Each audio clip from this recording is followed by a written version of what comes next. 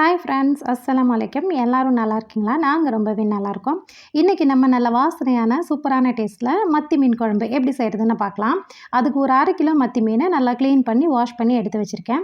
கூடவே ஒரு 10 சின்ன வெங்காயம், ஒரு 5-6 பல் பூண்டு, 2 பச்சை மிளகாய் 3யும் சேர்த்து லைட்டாக அரைச்சி எடுத்து வச்சுருக்கேன். நீங்கள் தட்டி கூட எடுத்துக்கலாம். கட் பண்ண ஒரு பெரிய வெங்காயம், ஒரு 3 தக்காளி அரைச்சது, ஒரு எலுமிச்சை அளவுக்கு கரைச்சி வச்சு புளி தண்ணி எல்லாத்தையுமே நம்ம ரெடி பண்ணிவிட்டு இப்போ நம்ம குழம்பு தாளிக்க ஆரம்பிச்சிடலாம். ஒரு பேனில் 4-5 டேபிள் ஸ்பூன் நல்லெண்ணெய் இல்லைன்னா தேங்காய் எண்ணெய் ஏதாவது ஒன்று சேர்த்துக்கலாம். சேர்த்துட்டு 1/2 டீஸ்பூன் வெந்தயம், 1/2 டீஸ்பூன் ஜீரகம் பொரிய விட்டுறணும். இது கூட கட் பண்ணி வச்சுருக்கிற பெரிய வெங்காயத்தையும் சேர்த்து நம்ம வதக்கிக்கலாம். பெரிய வெங்காயம் பாதி வதங்கி வரும்போது நம்ம அரைச்சி வச்சுருக்கிற வெங்காயம் பூண்டு மிக்ஸ் இருக்குது இல்லைங்களா, அதையும் சேர்த்து நல்லா பச்சை வாசனை போகிற வரைக்கும் அந்த எண்ணெயிலேயே நல்லா வதக்கி விட்டுறலாம். இப்போ ஸ்டவ்வை லோ ஃப்ளேமில் வச்சுட்டு நம்ம மசாலா பொருட்களை சேர்த்திடலாம். மிளகாத்தூள் உங்கள் காரத்துக்கு தகுந்த மாதிரி சேர்த்துக்கோங்க. நான் 1 டீஸ்பூன் சேர்த்துருக்கேன். கூடவே ஒரு 2 டீஸ்பூன் மல்லித்தூள், 1/4 டீஸ்பூன் போல் மஞ்சத்தூள் எல்லாத்தையும் சேர்த்து நல்லா கலந்து விட்டுட்டு நம்ம அரைச்சி வச்சுருக்கிற தக்காளி பேஸ்ட்டையுமே ஆட் பண்ணி நல்லா வதக்கிக்கலாம்.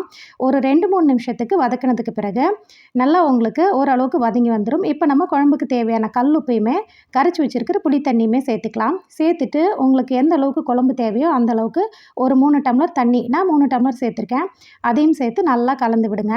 இந்த ஸ்டேஜில் உப்பு காரம் எல்லாத்தையுமே செக் பண்ணி பார்த்துட்டு பத்தலைன்னா சேர்த்துக்கலாம். இப்போ ஒரு மூடி போட்டு க்ளோஸ் பண்ணிவிடுங்க. குழம்பு நல்லா கொதித்து எண்ணெய் பிரிஞ்சு வரணும். இப்போ குழம்பு நல்லா கொதித்து எண்ணெய் பிரிஞ்சு வர ஆரம்பிச்சிருச்சு பாருங்கள். இந்த ஸ்டேஜில் நம்ம மீன்களை உள்ளே சேர்த்திடலாம்.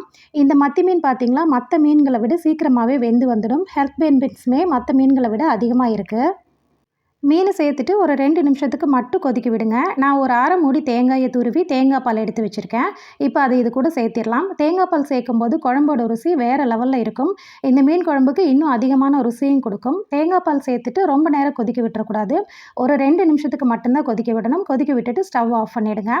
ஸ்டவ் ஆஃப் பண்ணதுக்கப்புறம் ஃப்ரெஷ்ஷான கருவேப்பிலை சேர்த்துட்டு குழம்பு ஒரு மூடி போட்டு க்ளோஸ் பண்ணி விட்டுடுங்க. உடனே சர்வ் பண்ணக்கூடாது. ஒரு 1 மணி நேரத்துக்கு அப்புறம் சர்விங் பவுலுக்கு மாற்றி சர்வ் பண்ணுங்கள். சூடான சாப்பாட்டோட சாப்பிட அவ்வளோ ருசியாக இருக்கும். இது வரைக்கும் இந்த மெத்தடில் இந்த குழம்பு வைக்காதவங்க கண்டிப்பாக ட்ரை பண்ணி பாருங்கள்.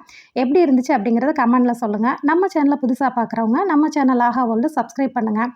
நெக்ஸ்ட்டு ஒரு சூப்பரான வீடியோவில் எல்லாருமே மீட் பண்ணுறேன். தேங்க்ஸ் ஃபார் வாட்சிங்.